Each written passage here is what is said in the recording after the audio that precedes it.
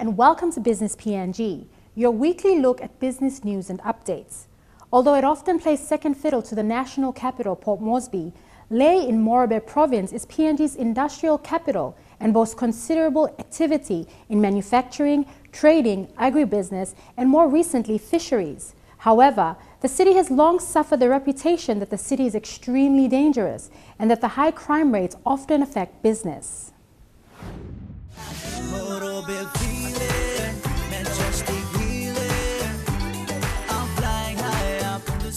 Lae City, capital of Morobe Province and the second largest city in the country, is mainland transport corridor from the highlands region to the coast and the focal point for the nation's downstream processing industries. Lae is the largest cargo port of the country and is the industrial hub of the country. Known as the Garden City or Whopper Country, it is strategically located in that it can supply the highlands, islands, southern and Momase regions. Many of PNG's largest producers have their head offices here, including KK Kingston, Laga Industries, Mainland Holdings and Ramu Agri Industries. Local subsidiaries of international firms such as Nestle, Coca-Cola Amatil and Deluxe Group also call Lae home. And this is speaking for those SME business and the generally large international businesses that are in country, currently in Port Moresby. Many will be relocating their operations to Lae. The problem with Lae is land availability for them to be able to locate, and therefore, while it is called industrial city, the focus now will shift come that four-lane highway. The focus will shift to Nadzab, so we will be having a lot of movement coming into Nadzab, occupy space there, and grow that as the belly, if you would call it, the head being known at the Port Tidal Basin, the head of the industrial hub, and the movement on the neck being the four-lane highway, and the belly of it will be in Nadzab. Unsurprisingly, PNG's recent economic boom, spearheaded by the PNG LNG project, has also had a considerable impact on Lae. As a gateway to the highlands provinces, the city has benefited enormously from this project. Most of the infrastructural requirements for the LNG development have been through the Lae port, from where the goods are stored for transshipment or trucked straight to the oil and gas fields along the Highlands Highway. A major local fisheries sector has sprung up over the past decade as well, with major processing facilities constructed by Frabel and International Food Corporation. The good times have also encouraged PNG's larger manufacturers to make sizable new investments in Lae, including SP Brewery and Lae Biscuit Company.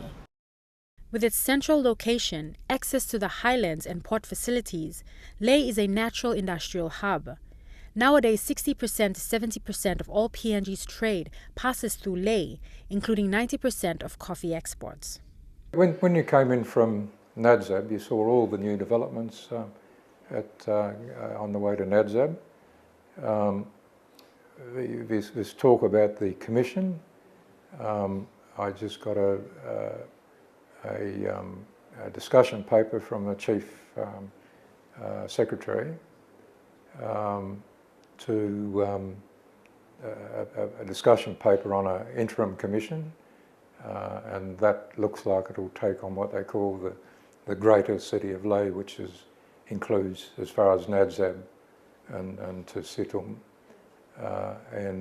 If we can get Lae focused on these areas and get all those areas zoned and development takes part towards Nadzab, you'll find that Lae will grow, and of course Lae's all about manufacturing and business industries, and you'll find that with the growth towards Nadzab you'll also have a growth in industries. Despite this, Lae is still beset by the kind of infrastructure challenges that are endemic in PNG. Its poorly maintained urban roads have earned it the nickname Pothole City, while congestion at PNG's busiest port leads to perennial freight delays. Whilst the roadworks is going on, there's a lot of congestion with traffic and roads that you can't go down, or all of a sudden they're blocked, and it's very frustrating. But the people in Lae are putting up with that, with the knowledge that at the end of the day we'll have a better road system And of course, a better road system means that you've got a more effective port, and you can get to and from the port to the manufacturing companies and to and from the Highlands provinces. So it's, Lay's looking better in the future with the infrastructural developments. The general outlook of Leh is that it is extremely dangerous.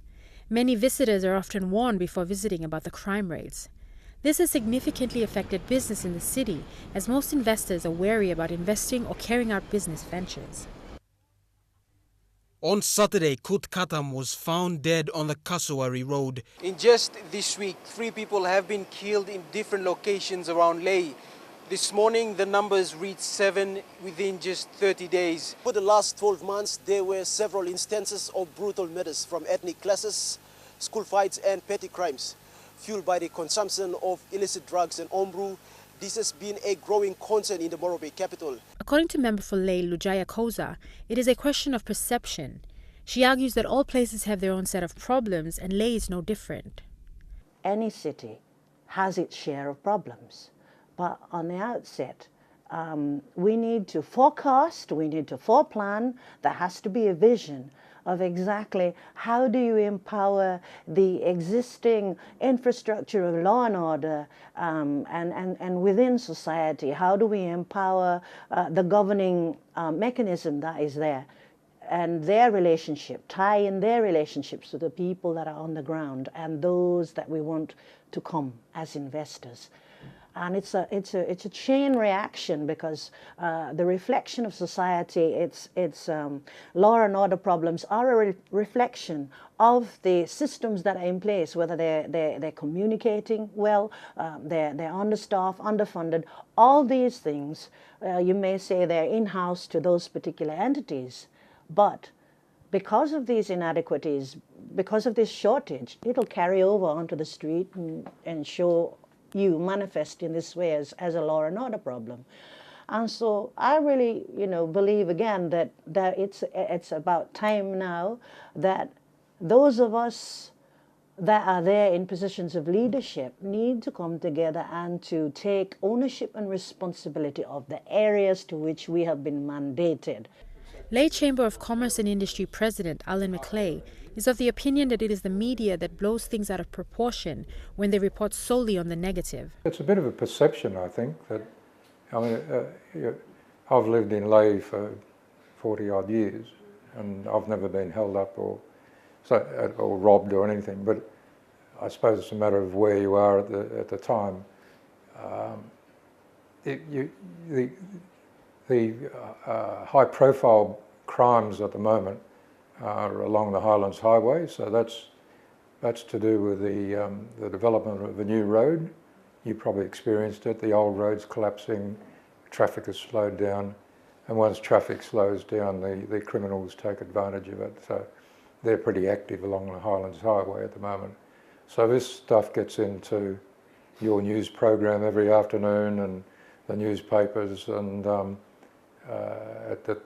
it's a perception that Leh's got a high crime rate, but I don't think Leh's overall any worse than some other cities. The law and order situation in Leh seems to be the function of a combination of mixed population of different groups, but also significant economic stress in the population, with underemployment and settlements that are bursting at the seams. The population of Leh in the 2000 census was 120,000. The current census indicates that there are 350,000 people living in Leh.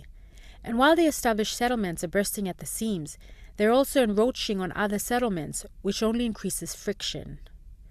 There are local land issues, social problems in relations to race, stealing women, stealing goods, and burning houses. Once these clashes occur, quite often they spill out into Leh and affect workers and businesses. It is important to recognize there are legitimate settlers and illegitimate settlers. The legitimate ones are those who get good jobs and contribute to the community.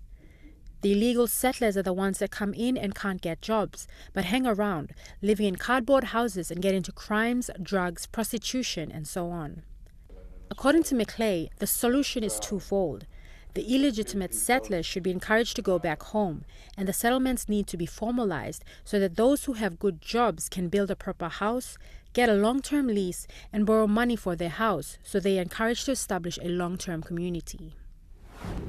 After the break, we revisit the East New Britain province as they redevelop the cocoa industry after the catastrophic cocoa pod borer disease. Don't go anywhere.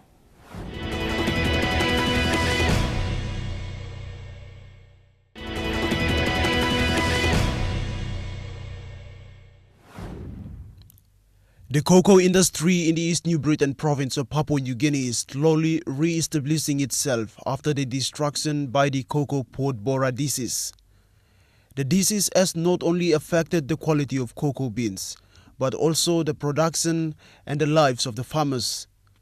Many plantations were left unattended for years after farmers lost hope. CPB no income more money have hook lo light roll na cacao and production and very high.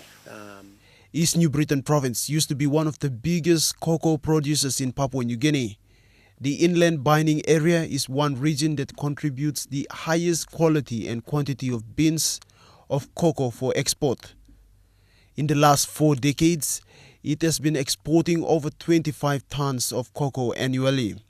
Over those years, prices remained steady and the industry flourished. Mibla the highest leading LLG lo producing cacao in Charlotte province na maybe Papua New Guinea too. Suppose to record you right. Following the outbreak of the cocoa pod borer disease in 2006, production declined. The annual production fell by 20,000 tons per annum, and the industry took a long time to recover. Out of a hectare, a farmer was only able to sell about 3 to 4 bags of high-quality cocoa beans a year. The devastating impact of the disease has been blamed on poor management of cocoa plantations. Experts have pointed out that farmers who don't commit themselves to looking after their blocks have seen their crops being infected with the disease. Man marriage was me putting more emphasis on blocks, block management or something. Me nothing by CPB become a threat to middle farmer. Jack Sambi has been one of few farmers who were able to maintain high-quality yields during the pod borer outbreak. The impacts of the disease on people's lives have been obvious. Their incomes enjoyed over the years have declined, and they are now working on rebuilding their lives along with the plantation blocks. All them some block good training mo me sim through long TPI na long CCI through some training sem me play me go through lang me come back na me put him so training conside lol di work cacao all block cacao all existing cacao but all new player me under plan the all but me looking more some me people improvement been come up production is at increase can. In order to revive the industry, the Cocoa Board of Papua New Guinea says there must be mass distribution of a newly developed clone material. These clone seedlings come in 18 varieties and are tolerant to the cocoa pod borer. These nurseries set at Kulit villages where the binding farmers preserve the new seedlings. The shed has more than 3,000 seedlings, and shortly they will be distributed for replanting at various cocoa blocks. This is part of the Binding Cocoa Cooperative Society, made up of 500 farmers in 7 ward councils in the inland binding area. Anit lo project lo mi 7 plawo di participate lo di sa PPV project starting long hap labam kam mandras ward lo nambis kam kulit ward lo ya mi pla staff lo ngan met kota lo cooperative staff ben go down radingi ben mi pla go down kamanakam ragagaw warak kindam last pla ward 7 lo project lo mi 7 pla ward but inside lo here all geta mi pla gata 18 pla ward 22 pla ward lo lasul na 27 pla ward inside lo inland binding. With funding support from the World Bank, the national government put in more than 1 million kina for the Production Partnership in Agriculture program for the binding farmers. The project is managed by the Kairak Resource and Training Center of the Udall University in partnership with the Cocoa and Coconut Institute and the National Agricultural Research Institute. These stakeholders work in partnership to ensure adequate standards and requirements are met in research, resource and training of farmers. I need the World Bank and linkages to the World Bank. Me play able link him up. Not only people stakeholders where people work on them all these rural farmers, but it goes as far as some all manufacturers. Only come down the ground now, only come now, interact with them all simple cocoa farmers. The 3-year project will not only assist the binding farmers in rehabilitating their cocoa blocks, but will also train them on how to manage their small businesses. The funding will also support the local farmers to distribute as much of the clone seedlings and also maintain high-quality standards of production. So basically, the project is to support smallholder farmers. So far, only a few provinces have received support in reviving the cocoa industry in Papua New Guinea. While this project is aimed at upskilling our local farmers in the cocoa industry, it will also assist farmers to venture into planting other crops like garlic nut and taro. Planting lifespan of the project it's 3 years. Like say the next loss of funding phase. But for sustainability, the project is devising all working one way where, but after all funding phase is stopped, all farmers can use this project also one commercial tool like the established necessary all got finished. But the farmers have also raised concerns on deteriorating infrastructures in the area. They say with poor infrastructure conditions, they have been facing difficulties with transportation. Improving infrastructures will also boost production as people depend heavily on roads and bridges to transport their crops to the market. People are something on top of this land now since project can become infrastructure. As you drive through Kamul Vataloya, you can look in road and very deteriorating condition in all right. So we plan need long some look side where economical area is long, and I think most importantly road infrastructure must improve so that how much lo produce more cacao na salim go. So I'm big plan pen blomi plan some pel worry blomi plan stuff lo this side lo road tasol. So I think suppose road blomi plan more right. I think cacao by left, right, center go side lo town. When we return, backed by popular demand, BSP CEO Robin Fleming further explains the government and BSP's first home ownership scheme.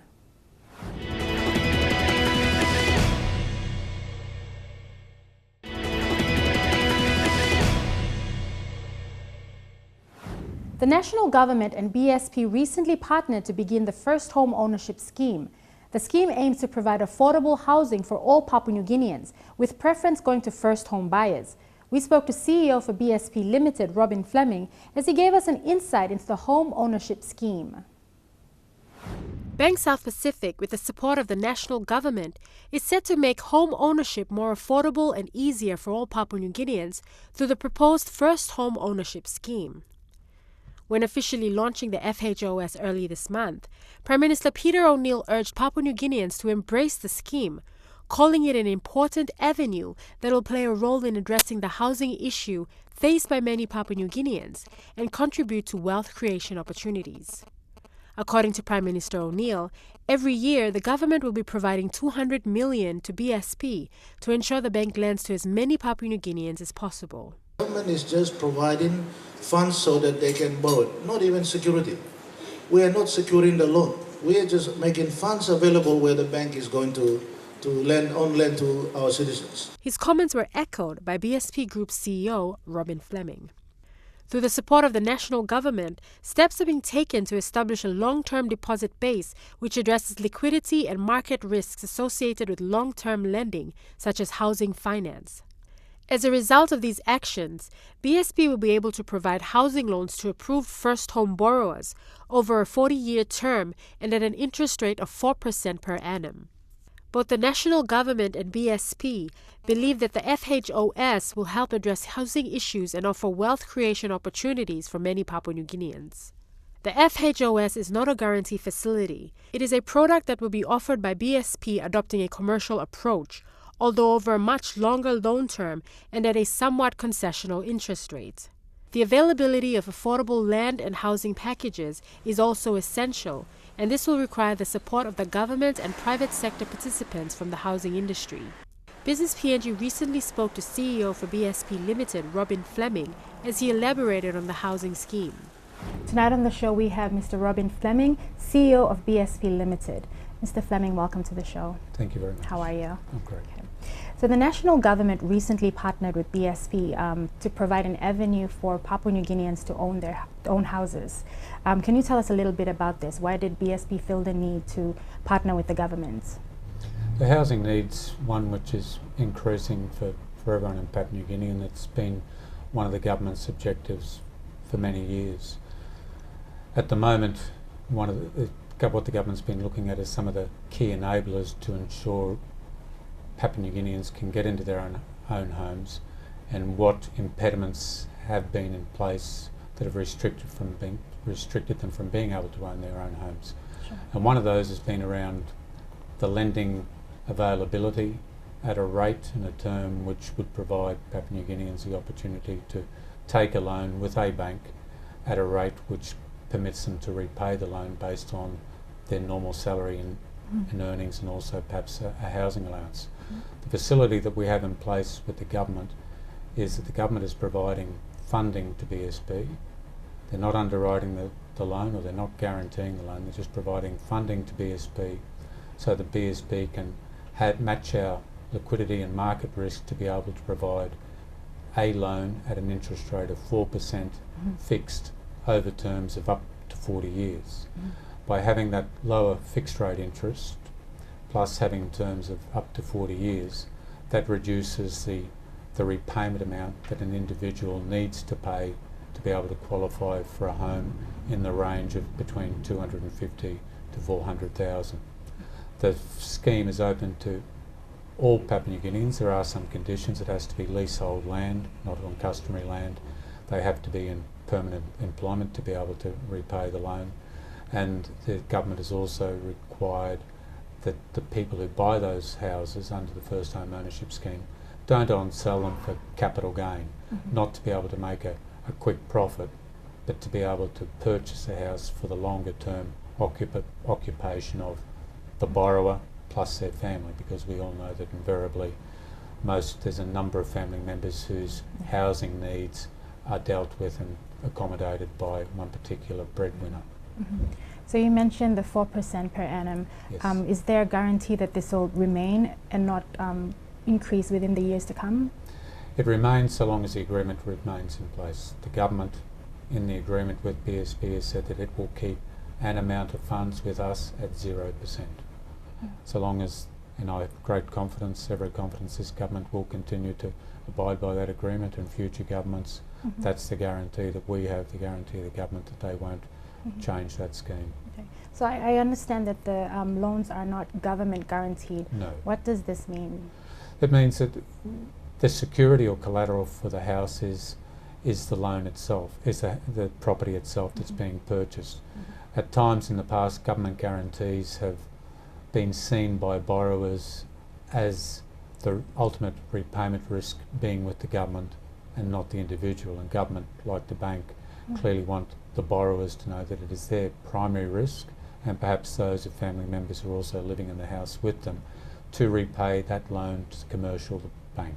Okay. In the event they don't repay the loan, then the bank would have recourse to be able to sell the house under its normal mortgages. But equally, we feel that with by lowering the repayment rate, and employers, perhaps such as government, providing special housing allowances to those individuals, that the repayments rates should be much less and far more affordable. Equally, we will be saying to borrowers that the housing repayment should be your first and foremost repayment need. At times, we also have recourse to payday lenders and other lenders because we're not necessarily living within our means, or the demands of relatives or friends are a little bit too high. First and foremost, repay your housing loan, because the housing loan is where you, your family and your future family are going to be accommodated. Okay. Thank you, Mr. Fleming, for your time. Thank you very much. Once again, that was Mr. Robin Fleming, CEO of Bank South Pacific Limited. And that's the end of our show. For more information, be sure to visit EMTV online. That's mtv.com.pg/business. Or to join the conversation, follow us on Twitter at Business PNG. using the hashtag Business PNG. Until next week, have a pleasant evening. I'm Leanne Jarari, and this is Business PNG.